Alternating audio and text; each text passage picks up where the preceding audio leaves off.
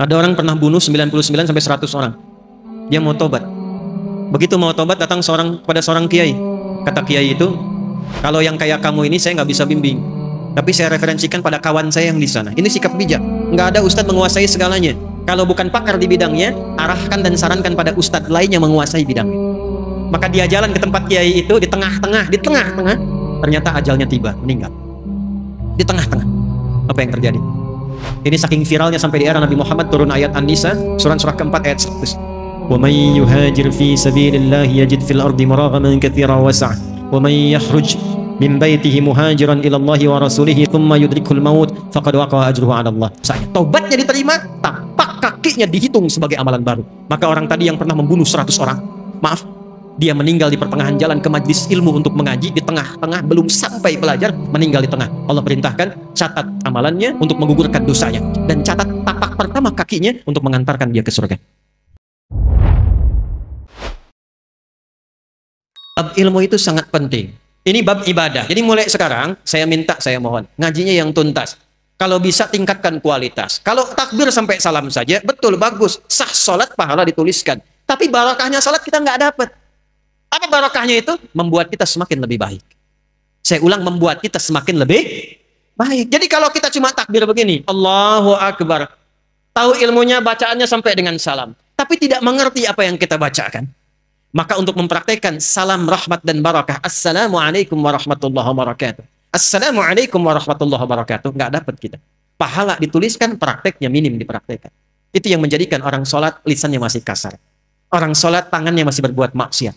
Orang sholat kakinya melangkah pada hal yang tidak benar dan tempat maksiat. Itu yang terjadi. Maka yang harus dilakukan sekarang, nyicil satu-satu. Kalau besok-besok saya sholat, contoh nih, maaf ya, maaf, angkat tangan begini apa maksudnya? Kenapa mengucapkan Allahu Akbar? Kenal Abu Bakar enggak? Ah, bagus. Abu Bakar itu satu-satunya sahabat Nabi yang kalau takbir, baru takbir itu langsung nangis. Makanya waktu Rasul tunjuk jadi imam, beliau katakan, ya Rasulullah jangan saya ini orangnya perasa, takutnya malah nggak khusyuk, makmumnya nanti sulit ikutin saya. Kata Nabi, udah kamu ini banyak protes imam. Kenapa? Karena beliau berusaha memahami bacaan yang dibacakan. Lihat baik-baik. Allahu Akbar. Angkat tangan ke belakang, buang urusan dunia ke belakang, jangan bawa-bawa dalam sholat. Ini yang menyebabkan seseorang sering tidak khusyuk dalam sholat, karena dunia dibawa dalam sholat. Lisannya Allahu Akbar, tapi maaf, dalam sholatnya handphone Hu Akbar. Allahu Akbar, tang ting tung ting tang ting tung tang ting tung, batalin sholatnya, angkat, halo, bentar lagi sholat. Jauhkan, buang dunia, pasrahkan. Tapi yang penting apa? Anda, saya, kita berikrar dalam sholat, ya Allah, hanya Engkau yang paling agung, yang aku agungkan. Tapi dalam kehidupan, bahkan sebelum sholat, kadang aku merasa agung dibanding yang lain. Sombong dibanding orang lain. Merasa paling berilmu. Merasa paling punya uang. Merasa paling punya kedudukan. Padahal dalam sholat pun bisa Engkau wafatkan saat ini, ya Allah, aku taubat, ya Allah, aku taubat. Makanya setelah takbir langsung dia mengatakan, Allahumma ba'id baini wa baina khatayaya kama ba'adta bainal masyriqi wal. Nah, ya kecil di ujung khataya, ya kecilnya itu ngaku salah. Kalau dalam bahasa kitanya gini, ya Allah, aku ini mengagungkan Engkau, mengatakan Engkau yang paling tinggi, tapi aku ngaku salah, ya Allah, aku banyak salahnya. Ngaku tinggi pada orang, sombong pada orang, angkuh dengan tetangga, yang merasa hebat dibanding pasangan. Aku taubat, ya Allah. Jauhkan antara aku dan kesalahan yang aku bawa dalam sholat jauh timur dan barat. Aku takut kalau dalam sholat diwafatkan masih membawa kesalahan. Lalu kita pasrah. Wajjahtu wajhiya lilladzi fatara as-samawati wal hanifan muslima wa ma ana minal inna salati wa nusuki wa mahyaya wa mamati lillahi rabbil. Itu paham nggak tuh saat dibaca? Itu kan bahasa bebasnya begini, ya Allah, kalaupun Engkau wafatkan aku sekarang dalam sholatku ini, aku pasrah, ya Allah, sepanjang Engkau ampuni dosaku, dan aku berjanji kalau selesai sholat masih hidup, aku akan berjanji dia orang yang lebih baik dari sebelum aku sholat. Itu sholat. Terakhir sekarang, sholat selesai, sesama muslim sudah baik, belajar ilmunya. Apakah yang tinggal di Pekanbaru ini orang Islam saja? Ada non-muslimnya tidak? Ada non-muslimnya tidak? Perhatikan tuntunan Nabi. Kalaupun dalam kehidupan kita beribadah, jangan pernah memaksa. La ikraha lakum dinukum, ibadah masing-masing. Tapi ketika diatur hubungan muamalah, interaksi sosial dalam kehidupan, di pekerjaan, bertetangga, berkebun, Anda menemukan di dalamnya bukan hanya orang Islam tapi non-muslim, maka hukumnya berlaku universal bersama-sama. Diatur dari yang paling kecil sampai yang paling besar. Yang paling kecil, Anda tinggal di komplek, ada orang Islam, tetangganya non-Muslim. Nabi samakan semua hukumnya. Hukum makanan, hukum senyuman. Senyum kepada yang Muslim, senyum pada non-Muslim. Anda ketemu tetangga yang Muslim senyum, yang non-Muslim nggak senyum. Kok nggak senyum, Pak? Maaf ya, ibu kafir sih. Oh, Masya Allah. Itu dicatat oleh malaikat, dosa tuh. Senyum Anda pada orang Islam harus sama dengan senyum Anda pada non-Muslim. Jika ke orang Islam senyumnya 100%, pada non-Muslim senyumnya 100%. Izin komandan. Hati-hati nih, di TNI, di Polri, Jati, di pengadilan, mohon izin, di kantor-kantor, nggak semuanya orang Islam. Mesti adil. Kalau memang yang layak promosi jabatan non-Muslim, promosikan. Kalau yang layak yang Muslim, promosikan. Tapi tanamkan nilai-nilai kebaikan, nilai-nilai keadilan, sehingga ketika ditanya, dan terima kasih, bukan terima kasih, Islam yang mengajarkan saya untuk bersikap adil dalam tugas saya. Ketika itu dilakukan, maka dia kenal Islam.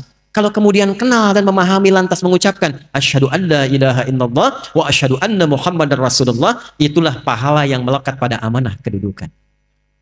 Pada Anda yang tidak punya kedudukan tapi bertetangga, Allahu Akbar. Ingat hadis ini, siapa yang masak makanan baunya sampai ke tetangga, maka bagilah tetangga itu walaupun hanya hafal yang ini nih kuahnya. Jadi ini biasa masak sop ayam, ayamnya dia makan, kuahnya dikasih tetangga. Tetangganya tanya, kenapa kami dikasih kuah? Hadis Nabi, Pak. Ini korban terjemahan nih. Maksud Nabi, nanti besok-besok itu orang banyak kreatif bikin bumbu-bumbu. Memang yang dimasak itu cuma, maaf sekali, singkong. Tapi bumbunya bumbu rendang. Diambil dari Bukit Tinggi, bikin rendang, rendang singkong. Bumbunya rendang, yang dimasaknya apa, bagi tetangga supaya nggak salah persepsi. Dikiranya memang betul rendang, ternyata rendang bagi. Tapi hadisnya belum selesai. Saya pengen tanya, apakah Nabi pernah mengatakan kalau tetangga Anda Muslim saja? Nggak ada redaksinya begitu.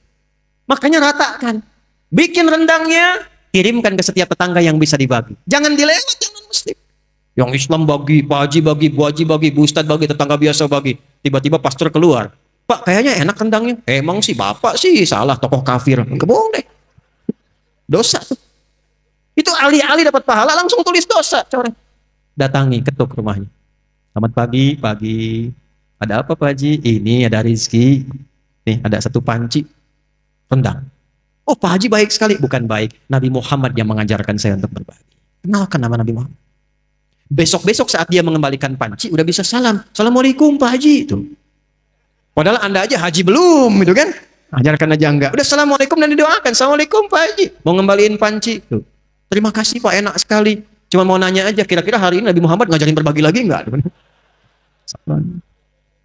Itu perkara makanan. Ini saya lihat banyak tumbuhan nih. Hati-hati nih. Ada yang rambutan, ada yang durian, yang macam-macam. Cuman di Islam tuh berlaku hukum ini. Jika tanaman Anda merambat ke tetangga, buahnya masuk, maka hakun musytarak. Buahnya hak bersama dengan tetangga.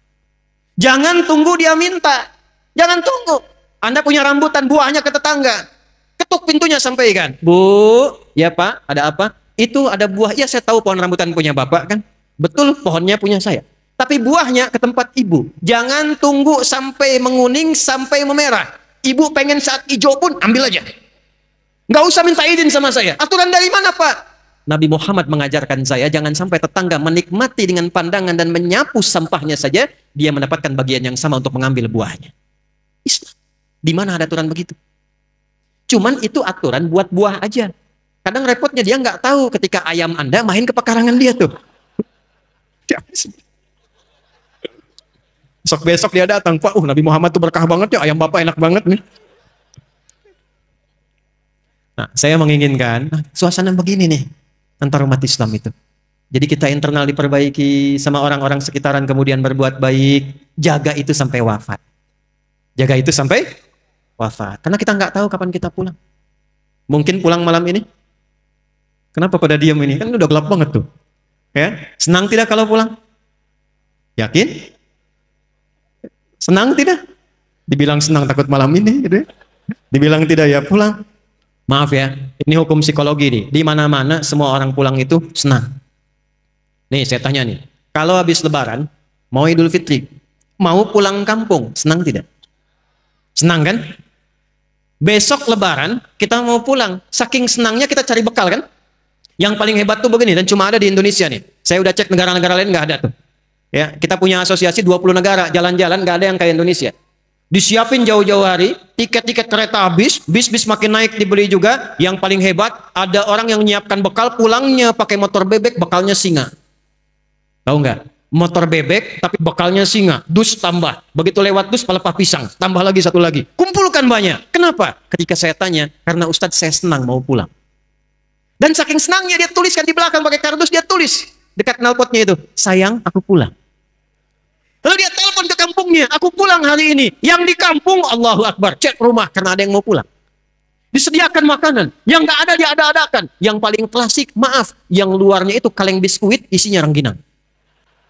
Saya nggak sebut nama karena endorse. Kaleng biskuit isinya rengginang. Tasik banyak ya Bu ya. Paling banyak. Kenapa? Karena senang ada yang pulang. Jadi setiap pulang itu biasanya senang. Kalau siap bekalnya. Itu poin. Saya tanya waktu satu kali, kenapa Anda nggak pulang mudik? Gak ada bekal Ustaz. Sifat pulang senang kalau ada bekal. Kalau sedikit bekal, tak ada bekal, tak siap pulang. Jadi setiap disebutkan pulang, semua senang. Ini saya konfirmasi lagi nih. Kalau malam ini kita pulang, senang nggak? Udah punya bekal? Maka materi yang kita pelajari malam hari ini, bawa dan terapkan, tobat dulu malam ini. Dengan tobat gugur semua dosa insya Allah. Kecuali utang ya, awas tuh. Utang tetap bayar tuh. Tobat, utang tidak lunas dengan tobat. Ya, yang buruknya hilang, yang utangnya lunasi. Begitu selesai kemudian kosong, pulang dari sini, jalan itu udah bawa pahala. Ada orang pernah bunuh 99 sampai 100 orang. Dia mau tobat. Begitu mau tobat, datang kepada seorang kiai. Kata kiai itu, kalau yang kayak kamu ini saya nggak bisa bimbing. Tapi saya referensikan pada kawan saya yang di sana. Ini sikap bijak. Nggak ada ustadz menguasai segalanya. Kalau bukan pakar di bidangnya, arahkan dan sarankan pada ustadz lain yang menguasai bidangnya. Maka dia jalan ke tempat kiai itu, di tengah-tengah, ternyata ajalnya tiba, meninggal. Di tengah-tengah. Apa yang terjadi? Ini saking viralnya sampai di era Nabi Muhammad turun ayat An-Nisa, surah keempat ayat 100. Wa may yuhajir fi sabilillah yajid fil ardi maraghaman katsiran wasi'a. Wa may yakhruj min baitihi muhajiran ila Allah wa rasulihi thumma yudrikul maut faqad waqa'a ajruhu 'ala Allah. Siapa yang bertekad merubah dirinya lebih baik, kalau dia masih ada ajal hidupnya, maka oleh Allah akan dilimpahkan ketenangan. Jadi kalau mau berubah jadi baik, bukan dunia dulu yang dikasih. Bukan materi, bukan pangkat dulu. Diberikan ketenangan di hatinya oleh Allah supaya menerima kebaikan. Setelah itu baru dilimpahkan. Kedudukan tambahkan, harta tambahkan, ilmu tambahkan. Tapi kalau dia ingin berubah tiba-tiba wafat di pertengahan, maka jalan kakinya itu menggugurkan dosa-dosanya. Tobatnya diterima, tapak kakinya dihitung sebagai amalan baru. Maka orang tadi yang pernah membunuh 100 orang, maaf, dia meninggal di pertengahan jalan ke majlis ilmu untuk mengaji, di tengah-tengah belum sampai belajar, meninggal di tengah. Allah perintahkan, catat amalannya untuk menggugurkan dosanya. Dan catat tapak pertama kakinya untuk mengantarkan dia ke surga.